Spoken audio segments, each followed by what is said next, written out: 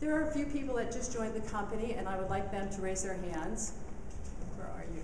Would you guys like to introduce yourselves? Amber, you want to start? Yeah, great. Amber, ADP, I'm over at Headwaters, and this is my first week. So I just came from these markets in the city, overseeing the Roadside Restaurant, Fresh Market Cafe, and Source Bakery. Great. Welcome, Anne-Marie. Gilbert, Sacramento, Capital Christian, 6 months with the company. Came from Ferguson Steakhouse Restaurants, 27 years with them. Really enjoyed myself. Love the company. Great. Thank you. I know we have some Berkeley folks up there. We do? We do? Yes, we do. Sorry, Mitchell Fishman at Lawrence Berkeley National Laboratory. He's been with the company for 9 weeks. You know. Roger, I'm at Berkeley as well. Been with the company for about 9 weeks as well.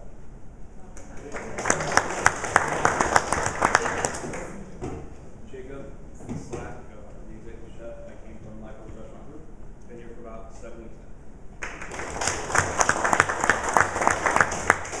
I believe Jake Sid is here. Jake, where are you?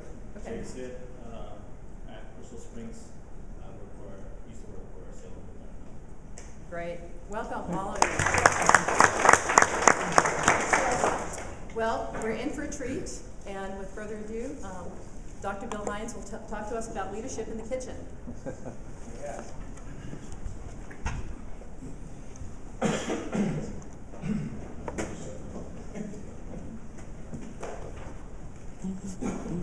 Thanks, Mary.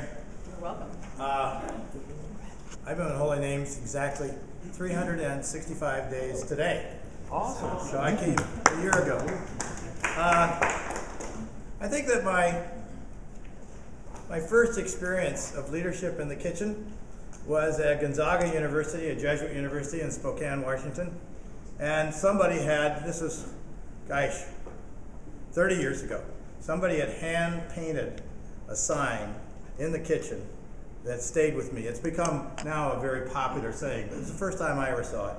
It said, lead, follow, or get out of the way. And that's a leadership motto that I've followed as well. I love what Epicurean is doing. They have a very clear mission. They have superb food, and they have a group of people who know their food and know their service. So we have exceptional service. So it has been a transformative experience at Holy Names. Now, I came in after you come, Mary, and Dave, but there you are, sorry. But the overwhelming reception and the results that people feel on a day-to-day basis is tremendous. But I'd like to say something a little bit different. I'd like to say one of the things that I like is the fit that you achieve with the different institutions that you serve or your clients. I like the way you fit with them. You learn what their values are. You respect them. So one of our values, okay, one of our core values, we call it radical hospitality, okay?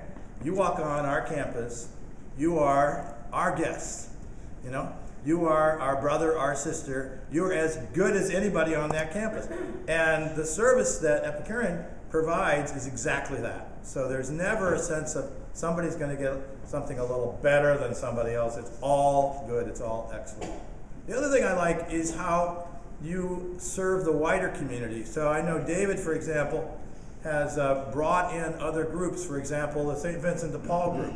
What's the name of that, David? Kitchen of Champions. Kitchen of Champions, in which they have a program for training chefs and cooks and so forth. And David arranges for them to come and to tour the kitchen and to meet the staff and then to participate in a meal. And that's what we're all about, because one of our other values is service. So it's been a wonderful experience of 365 days, Mary.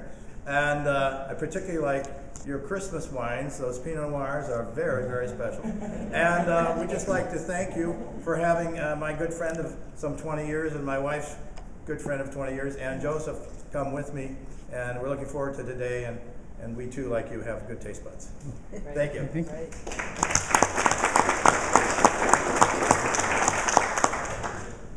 Good morning, everybody. I'm Chef Scott Samuel, and this is Chef Almir de Fonseca. The two of us are going to be helping lead today. Our other chef, Ken, he's upstairs with our students kind of getting the kitchen organized. We're going to be having a great day. We've put together a nice program for you, and there's going to be 3 different cuisines we're focusing on. Mediterranean, the Americas, like Latin America, South America, and Asian. So what we've done is we've broken up everybody into teams of 7 to 8 people, and we're going to spend some time talking about presentation, buffet presentation, plate presentation for the next half an hour, and then we're going to go into break into our groups. We'll pull out of a hat to see what group you're in, and then we'll head on up into the kitchen and get a little tour, get a feel for where you're going to be, and then we'll have a chance to sit down and ideate. We'll go through the recipes as a team, see what they look like.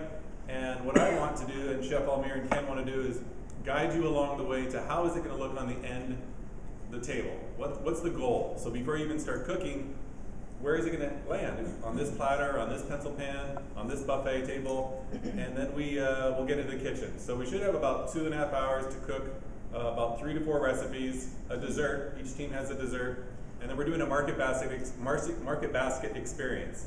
Putting together a lot of produce, a little bit of protein, focusing on the produce, and then going as a team and saying, okay, this is what we have, what do we want to do? Looking at creating 6 to 8 portions on the market basket dish. All the recipes you have will create between 8 and 12 portions. So ultimately, at the end of the day, each team is producing about 20 portions. We'll have more than enough to display and discuss. Chef Almir? Well, good morning, everybody. Just going to emphasize a little bit what Chef Scott was talking about. And as caterers in banquets and doing all sorts of special events and things like that, we often think of the grandiosity, and we want to kind of switch around a little bit. Think about the smaller thing and then multiply after that, rather than think the larger thing and then figure out how you're going to come out when the pans get smaller and the portion gets smaller and on and so forth. So just to emphasize what we're trying to do here, and this is a course that we often do with groups of chefs, and again, we see a lot of great skill in this room alone and a lot of experience over here. So we're going to draw from the experience that you bring it into the table, but also trying to get out of here with something a little bit new, something a little different, something that's going to kind of, perhaps kind of what Mary said, bring you to the next level. And we're using something that we're talking about, and I just finished a class just yesterday that we spent a lot of time this week talking about that. We're talking about refined simplicity. And again, we come from years and years of experience that more was always more, and believe me, it's not always there. So we're going to less is more period. So think about refined simplicity. Think about allow the food to showcase itself, allow the food to garnish itself, and think about focusing on the chops, your cooking chops. Cooking technique will drive great food. Great ingredients will drive great food. Great produce would drive great food. Less, treat the food better, would drive great food. So the whole idea of this day today is really to allow you guys to just kind of put your head down, so to speak, and just kind of cook. Be creative, but don't be creative for creativity's sake. Be creative because the product bring you to that specific creativity level. So the menus that we have today is very authentic recipes, fantastic recipes that Chef Scott is one of our head instructors over here when it comes to conference. And we just did a conference called the Worlds of Flavor. I'm sure some of you guys perhaps know. We have the Worlds of Flavor. There was the street foods of the world. So often you're going to see some recipes that is not designed by chef heads, but it's designed by authentic cooks, home cooks, community cooks, and those kind of things. So it's up to you to make the changes necessary to fit your clientele. Doctor was talking about something that was very interesting, and we drive this a lot. You need to know the face of your customer. So you need to tweak your skill, to tweak your service to fit the customer's needs. Today is a great opportunity there. Take the recipes that we have, but think about the facilities that you work at. Think about the company's, philosophy. Think about how to transform and translate those recipes into something that you can bring home with you, okay? So we're gonna talk a little bit about plate presentation principles, and this is one of the courses that I happen to teach. with our graduating class, which is our AOS program, which is our 2-year program over here. So we're talking about, again, less is more, the food is garnishing itself. If there is a reason to be there, should be there. If that garnish is not doing anything to elevate the dish, should not be